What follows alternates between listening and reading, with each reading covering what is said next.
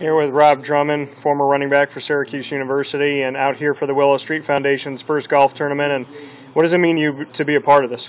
You know, it's a good thing. When you can give back to charity as a former athlete in Syracuse, you know, for a good cause. Mark Jones, you know, the Dryzig Apparel, you know, was a good friend of mine, and he asked me to do this event, and I said, you know, great opportunity for someone who's made it and been successful in Syracuse to come and give back. And, you know, being able to give back, you've done that too, and you continue to do that in your life. And just talk about, you know, what you're doing out there to help out, you know, people, you know, youth, but people in general.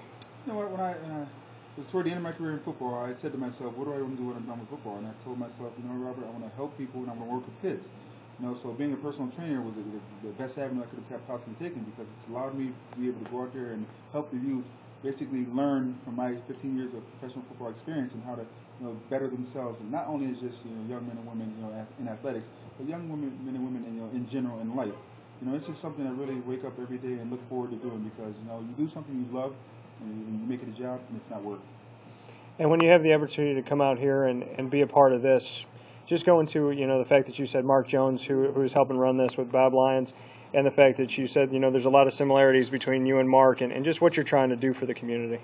You know, it's a good sense. You get a chance to see your old, you know, former SU teammates and former SU teammates' brethren. As I said, Roosevelt Bowie is here. You know, John Wallace, who's a very good friend of mine. You know, it's just a chance to come back and just be around the community that made us as athletes. You know, and give back to them and show them that with the support they had for us while we were in school, we can come back and give that same support. And, you know, doing what you're doing now, just talk about, you know, some of the companies that you're running, because you're right back in here in the heart of the community. You had your time playing professionally, and now you're back with the community that helped build your name and build who you were in the first place. You know, for me, I was fortunate. You know, in high school, I happened to be 6'3", 220 plus pounds. You know, so it was easy for me to get an athletics Division I scholarship.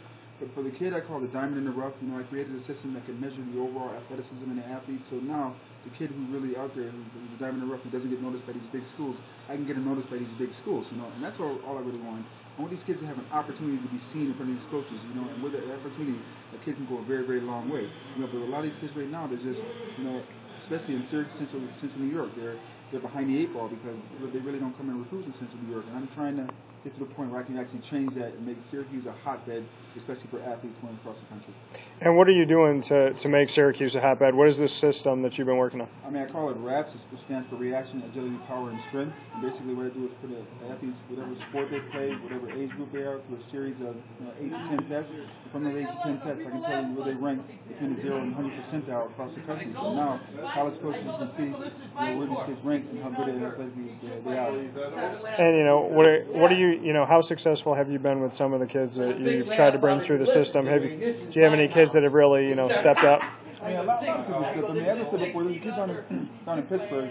You know, Ethan, I think his last name. I'm not sure of his last name, but I know the kid is a very, very athletic kid. You know, when he tested, he almost rated out in the 70th percentile, which is unbelievable. And I asked the young man, where are you going to school? And he's like, I haven't been to school yet. This is my first year playing football. I was like, well, young man, for that, you're going to go to school somewhere. He's very, very athletic and very, very talented. And it's kids like that who I want to take all the resources I have, you know, and all the knowledge that I have from all the years of playing sports, you know, and help those kids become successful. You know, because every athlete, I mean, whether it be, you know, Olympic athlete, whether it be a baseball player, hockey player, football player, we should give back. You know, it's like we were fortunate enough to be able to be blessed to be able to play the sport that we love to play for such a long time and do as well as we did. Give back. Help these other kids have the opportunity to do the exact same thing, you know, that we did. You know, and I always say, every athlete I try and make better than me. Be better than Robert Drummond. It's like, to me, I'm very, very humble. It's not about me. It's about making these athletes better. Because when they become better athletes, they become better people.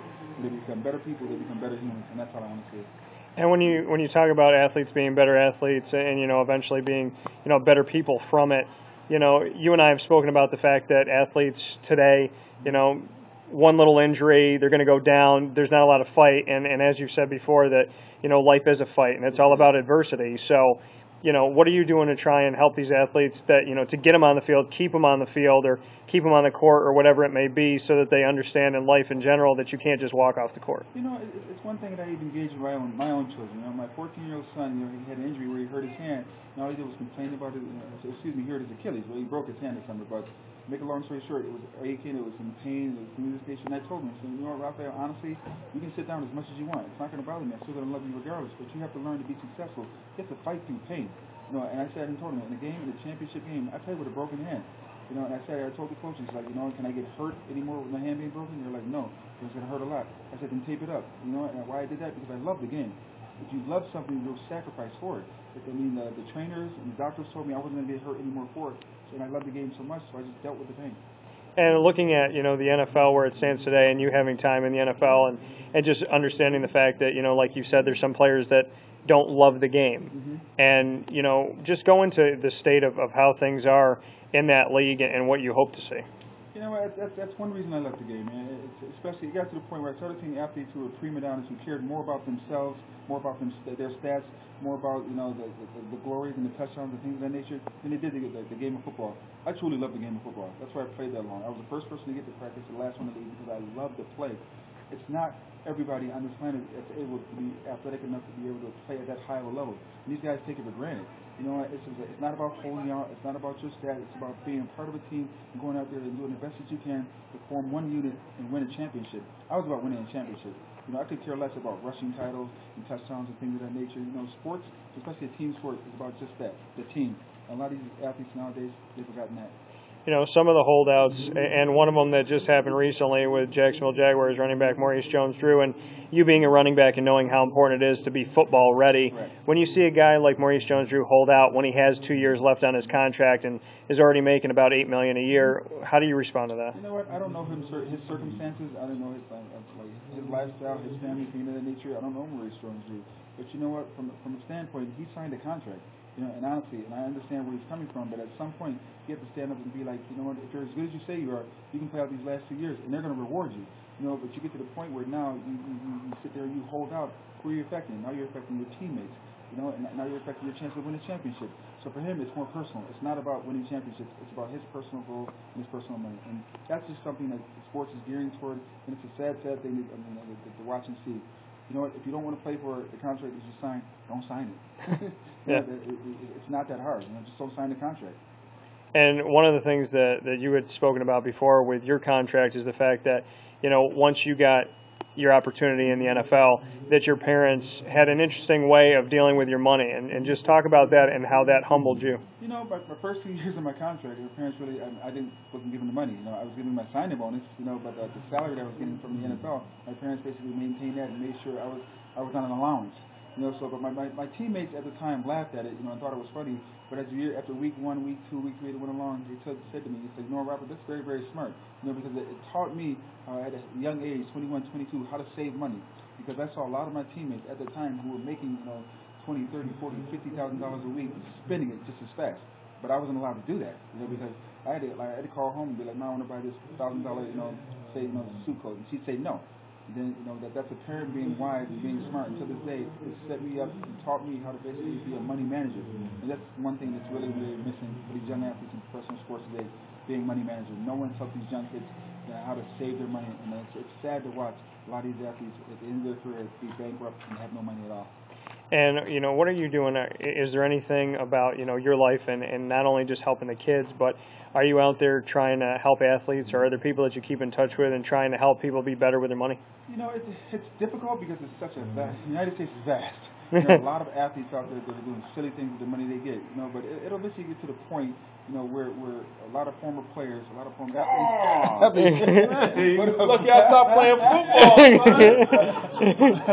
All right, Jade, I'll give you a call. A lot of former athletes come back, you know, and just help one another. You know, to the simple fact, I was sitting there talking to Doug Hogue, and I told Doug Hogue, it's like, you know what, the linebacker for the Detroit Lions, it's going to happen like this, it's going to happen like this, it's going to happen like this. If you do this, you'll be very, very successful. If you do this, you're going to struggle. And if you do this, you're going to fail. You know, and Doug's doing good right now. You know, I talk to him every once in a while just to see how he's doing, just to see how things are going. I always try and give him encouragement. You know, just teach him, you know, just to be humble and treat money as just what it is. You know, just an avenue for you to make yourself more successful, so you can help others later on in life. If you treat it as a tool to better your own life, and that's the only sole purpose that you do it for, you're going to fail miserably. So treat it as a tool that can better your life, but also allow you to be able to help others, and you'll be fine. Besides yourself, you know, former athletes for Syracuse, Donovan McNabb, Kevin Johnson, some of these guys, you know, I mean, right now, McNabb, Johnson not in the game, Keith Bullock's not in the game anymore, but guys like Dwight Freeney still there, Doug Hogue still fighting to do that. when you look at some of these former athletes, is there anybody that stands out to you that was humble, good with their money, smart about it, played the game for the love of the game? From a Syracuse University standpoint? Yeah. Donovan McNabb is the ultimate professional. He was someone who I think got snubbed by Philadelphia, but still went to Washington and still played as hard as he could after being jilted by the Philadelphia Eagles. Then even went to the Minnesota Vikings and the same thing. But Donovan's the type of player who was very, very smart with his money, very, very wise, studying up youth programs and things of that nature. Donovan took his money and used it to better others, not just himself. And that's one big thing about athletes that they really should do. Use the money to better others. You got so much money out there. And I always say, what can you do, with $100 million that you can't do with $1 million? If it's to help others, you're always going to be successful in life. If it's to help yourself, you're going to be a miserable, lonely person late in life when people need you and they're not there for you. Appreciate it. Thanks for the time. You're very welcome.